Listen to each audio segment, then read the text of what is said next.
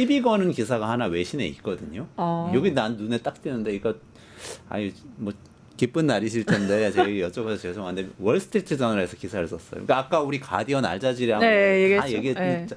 월스트리트 저널 했어요? 이렇게 얘기했는데 월스트리트 저널은 한국의 미국 의존도를 지나치게 우려해온 좌파 정치인이 대선에서 승리할 가능성이 높아 보인다. 물론 이거는 제가 그래도 영어를 조금 공부를 했습니다. 레프티스트 팔러티시언이라는 것을 꼭 좌파 정치인이라고 번역을 할 수는 없어요. 한국적 맥락이 있기 때문에. 그럼에도 불구하고 결론적으로 이는 한국의 중국 북한 간 관계에 변화를 가져올 수가 있고 이재명 후보는 한미 관계가 외교의 기본축이라고 하긴 했지만 미국 동맹에 전적으로 의존해야 한다는 뜻은 아니다.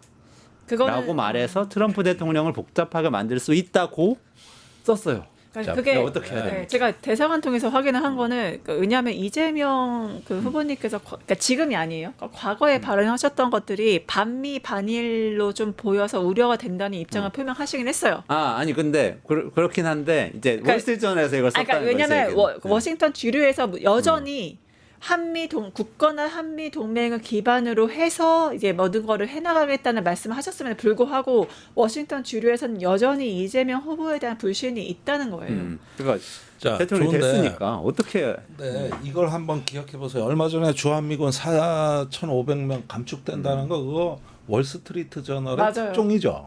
네, 맞아요. 왜 그 언론에서 계속 그게 나냐고.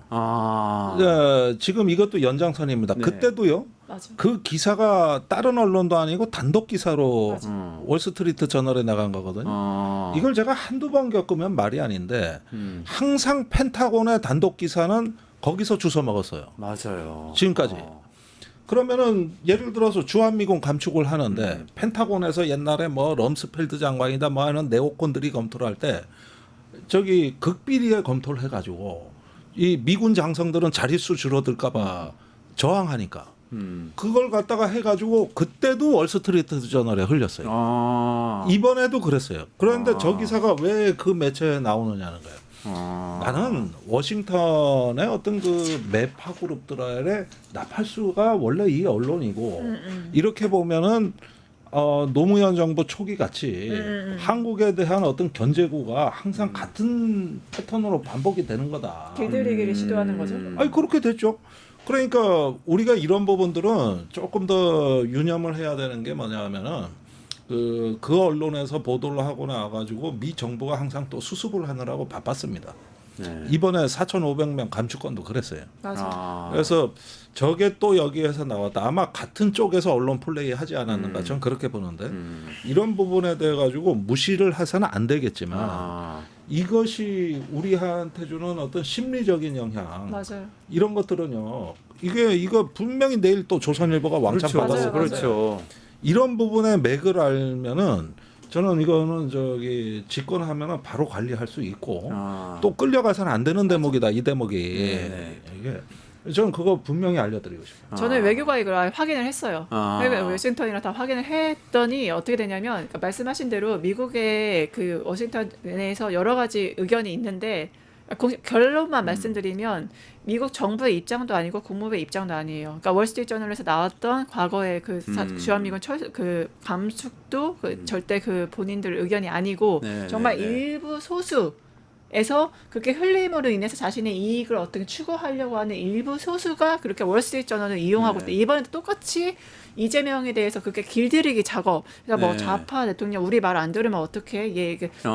왜냐하면 윤석열은 아낌없이 주는 나무였잖아요. 그리고 막 아메리칸 파이까지 하시면서 얼마나 충성맹생을 했습니까? 너무 예뻐 죽겠는데 얘는 좀 뭐 실용 외교한다고 하고 말을 그렇게 순순하게 윤석열처럼 들을 것 같지 않으니까 이렇게 어떤 매체를 통해서 길들이기 작업을 이렇게 시도를 어떠한 소수파가 하는 게 아닌가 그런 혹시라도 국익을 지키지 않을까. 왜냐면 뭐 아니 솔직히 전쟁 나면은 저 나라 국익을 지키는 나라가 아닌데 전쟁 나면은 뉴욕하고 서울 중에서 걔네들은 뉴욕 지키지 서울 지키겠어요? 아니 당연히 우리는 서울 지켜야죠. 근데 지금은 조금 미국하고 불편해도 상당히 전 세계가 이해를 해주는 국면입니다. 옛날에 노무현 대통령 때는 보십시오. 우리만 미국에 찍히는 게 아니냐 이런 고민이 우리 사회 동맹주의자들에 팽배했습니다. 그런데 지금은 트럼프가 전 세계에 찍혀 있어요. 네, 그렇죠. 예, 상황이 다릅니다. 그리고 그때 당시에 비해서 미국은 쪼그라들었고 한국은 커졌습니다. 여러 가지 상황 변화가 있는데도 불구하고 이런 변화된 요인들을 이 이데올로그들은 제대로 포착을 안 하고 옛날 얘기를 자꾸 하신단 말이에요. 저는 그런 사람들을 변두리 근본주의자라고 부릅니다. 아, 변두리 근본주의자다. 변화된 세상을 직시해라. 상당히 그럴듯한 용어 같은데요. 네. 워싱턴에서 기사가 생산, 유통, 피드백 되는 과정을 본다면 그리고 한국이라는 나라의 정치, 경제, 사회적 사이즈나 힘을 생각한다면 변화된 힘, 최근 몇십 년 네, 사이에 저는 이렇게 일희일비할 거리는 아니라고 봅니다. 그리고 우리한테 그 정도 충분한 역량도 있을 뿐더러 월스트리트 저널에 뭐 하나 띄워보는 게 한 나라의 무슨 팔로시 정책을 뭐 좌우할 만큼 그렇게 우리가 녹록한 거 아니고요. 그런 정도의 반응은 충분히 예견하고 일각에서 그런 시각이 있었다는 거를 헤드라인에 올린 게 아닌가 싶은데요. 저는 한국 정권 교체기에 얼마든지 있을 수 있는 보도라고 생각합니다. 예. 4,500명 주한미군 철수구 얘기 나왔을 때 네네네. 저는 사실 이게 굉장히 이슈가 될 거라고 걱정을 했었어요. 바로 부인했잖아요. 근데 전혀 그거 지금 사실 기억 못 하시는 분들 많을 맞아요, 겁니다. 맞아요. 그러니까 노무현 대통령 취임할 때라든가 노무현 대통령 중반에 저는 아직도 기억이 나는데 리처드 롤레이스라고 미국 국방부 부차관보가 엄청난 짓을 와서 한국에 와서 하고 그랬었어요. 근데 그절 직접 봤잖아요. 네. 아, 그러셨어요? 네, 주한미군 무슨 짓을 했어요? 주한미군 가지고 네. 그때도 철수 직접 얘기하고 막 그랬습니다. 통보였어, 통보. 네. 협의도 아니야. 통보했어요? 그냥 28,500명으로 컷한다. 그냥 와서 청와대 와서 통보해 버렸어요. 근데 이제 지금하고 그때 상황은 다르고 이미 네. 아까 말씀드린 대로 지금 한국의 정권 교체기에 나올 수 있는 보도들이다. 전혀 그런 문제 정도로 이해하고 물론 이제 이게 이제 폭발성을 가진다고 하는 측면은 주한미군의 전략적 유연성이라든가 뭐 이런 거하고 연결되는 문제이기 때문에 우리가 주의하고 이렇게 주의 깊게 봐야 되는 문제이긴 하지만 이런 보도는 우리가 충분히 예상할 수 있습니다. 앞으로 계속 나올 겁니다. 저는 사실 제 옛날 경험이 좀 있는데요. 노무현 대통령 때 제가 월스트리트에서 일을 했거든요. 근데 제가 리포트를 쓰는 사람이 애널리스트였어요. 근데 이게 어떻게 되냐면은 무슨 보고서를 쓰라고 하냐. 그때 제가 어렸으니까 주니어였고 시니어가 뭐라고 그러냐면 야, 한국 어떻게 되고 있냐. 시니어는 미국 사람이요. 한국 뭐 잘 되고 있는데 그게 아니고 좀 한국의 취재원들 네가 좀 연락해가지고 한국에 아는 사람 연락해서 좀 알아봐 그럼. 누구한테 연락하냐. 영어를 잘 아는 정치인이나 경제학자나 뭐 금융권 사람들 이런 사람들한테 연락하는 거예요. 그러면은 이 사람들이 그때 다 조선일보를 그때 신문 보는 시대였으니까 조선일보 본 걸 그냥 얘기해. 본인이 뭘 알아요. 맞아. 그냥 노무현 대통령이 뭐 좌파 정책 하고 있다 이렇게 얘기하는 거예요. 그러면 그거를 저는 그래도 막 이렇게 완화해가지고 객관적으로 쓰려고 하지만 보통의 애널리스트는 그냥 받아다가 쓰거든요. 그럼 그걸 리포트를 내면은 월스트리트저널에서 기사를 써요. 그러면 그 다음날 조선일보에서 그걸 기사를 써요. 그럼 그 다음날에 전화를 해보면 그 취재원이 또 그 조선일보를 보고 다시 한번 더 월스트리트저널에도 나왔는데 내가 보기에는 더 좌파인 것 같다. 이렇게 막 악순환이 생기는 거 봐. 그러니까 이번에 이런 보도 월스트리트저널 보도 같은 것도 저는 내란의 연장선상일 수도 있다는 생각이 들어요. 그러니까 국내 세력이 계속 뭔가 퍼뜨린다는 거. 한국 소식을 다루는 외신들의 기사 소스가 실제로는 워싱턴 발이 아니고 뉴욕 발이 아니고 서울 발인 기사가 굉장히 많습니다. 그러니까요. 근데 지금 39% 지지를 받은 내란 세력이 계속 정치권에 있으면 계속 뭔가 외환을 기도할 수도 있겠다 막 이런 걱정이 돼서 아유 뭐 걱정하자 그러면 한이 없죠. 뭐 다 무시할 수는 없는 팩트입니다. 사실은 우리가 미국의 일방주의에 당한 건 오래된 역사이기 때문에 대비해야 됩니다. 그런데 이런 부분들을 가지고 이제 두려움을 조장해 가지고 하나의 어떤 그 정부를 흔들려는 네, 네. 이런 걸 넘어간 노무현 정부가 제일 많이 그런 거에 당했죠, 사실은. 그랬죠. 엄청 많이 네. 당했어요. 그리고 그러면서 이제 어떤 진보 정부의 끊임없는 어떤 도전은 안보 분야에서 나왔거든요. 맞아요. 이런 부분들은 이제는 조금 달라졌고, 그다음에 저기 요즘 웬만한 언론이 영문 서비스를 다 합니다. 네. 근데 네. 그때 당시에는 조선일보하고 한두 군데밖에 없었어요. 아, 그러다 보니까 아무래도 보게 돼 있거든요. 네. 근데 지금은 다 서비스가 되고 이 검색 파워 기능이 네. 아주 발전해 있기 때문에 이런 어떤 힘들을 잘 살려서 조금 스마트 외교로 한번 접근하면은 네. 뭐 충분히 돌파할 수 있을 거다. 네. 또 우리가 일본도 관리해야 돼요. 그러니까 우리 그러네. 하노이 회담도 물론 그렇고, 그러니까 네. 이번에 월스트리트저널도 그렇고 일본이 또 최근에 그 켄 방위상이 원 티어더를 얘기하면서 그 전체 주한미군의 전략적 유용성, 그러니까 이게 대만 사태까지 그 가동을 시켜 전체적으로 좀 전략적으로 유용성 있게 해야 된다고 계속 미국 측에다 그 얘기를 하고 있단 말이에요. 그러니까 왜냐하면 주한미군은 육군이고 거기는 해군이잖아요. 그러니까 이 두 개를 콤비네이션해서 같이 대만까지도 진출할 수 있는 거 자꾸 일본이 그걸 유도를 한단 말이에요. 그렇기 때문에 이게 미국도 우리가 관리가 필요하지만 일본도 분명히 안보적인 측면에서 관리가 굉장히 필요하다. 아, 이 문제가 민생 문제 못지않게 집권 초에 가장 중요한 문제가 될 그러네요. 가능성이 있습니다. 외교 문제. 예, 이게 신호가 나왔어요. 저번에 31일 날 싱가포르 샹그릴라 안보 대화에서 그 헤그세스 장관이 매우 거친 표현으로 그치. 이 동아시아 인도 태평양에서의 어떤 안보의 변혁을 주장한 거거든요. 네, 네, 네. 그런데 거기에 나와 있는 내용이 전부 한국에 해당돼요. 그래서 이 부분은 곧 닥쳐올 어떤 하나의 쓰나미로 예상을 하고 우리가 대비해야 되는 중차대한 문제인 건 맞습니다. 아, 오늘 우리가 그 출구조사 결과하고 개표 시작되는 데까지 이렇게 방송을 하고 있는데요. 어쨌든 다음 정부의 과제로 처음에 민생 경제 얘기하시고 그다음에 외교가 중요하다는 이 두 가지 굉장히 중요한 포인트를 정말 주셨어요. 앞으로 이제 계속 출연하셔서 이 이야기를 더 상세하게 계속 예, 내일 이제 첫날이니까 네. 이재명 대통령 첫날이니까 주시면 좋겠고요. 자, 일단 오늘 상황을 정리를 해보면요.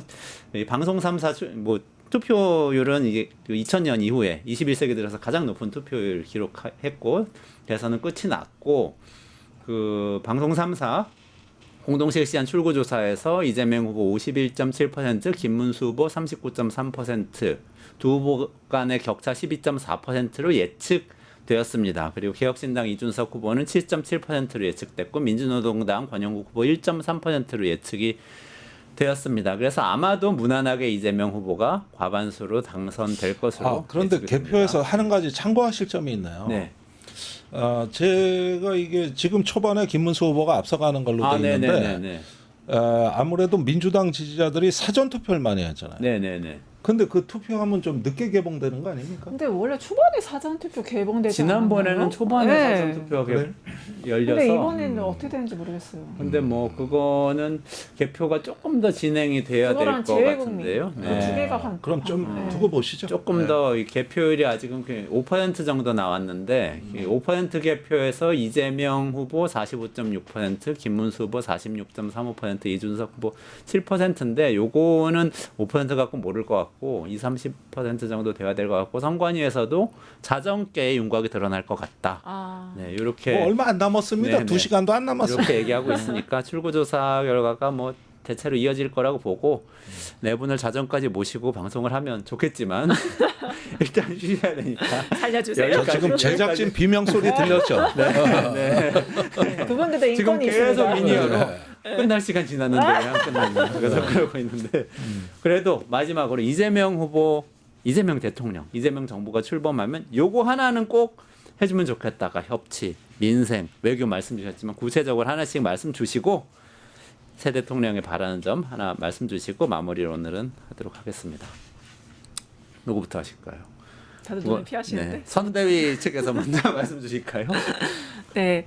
뭐보다 준비된 대통령이고 유능한 대통령이고 경제 대통령이기 때문에 여태 국민들이 제일 바라는 게 잘 먹고 사는 거잖아요. 그래서 민생 문제에 있어서 그동안 이제 성남시장 때부터 부터 보여주셨던 그 유능함 그리고 추진력 그리고 공약 이행률 그런 것들을 여전히 이제 한 나라의 이제 수장으로서 보여주실 거라 믿고 국민들에게 더 이제 대한민국에 정말 더 힘찬 진짜 대한민국을 보여주실 거라 이제 굳게 믿습니다. 화이팅. 네. 저는 아까 이제 두 분 말씀 중에 그걸 요약하면 그 겸손하면서도 이게 많은 분들이 그 얘기를 하는데 다른 나라도 그렇겠습니다만 우리나라 국민들은 오만 떠는 거, 건방 떠는 거는 절대 용서를 안 하는 것 같아요.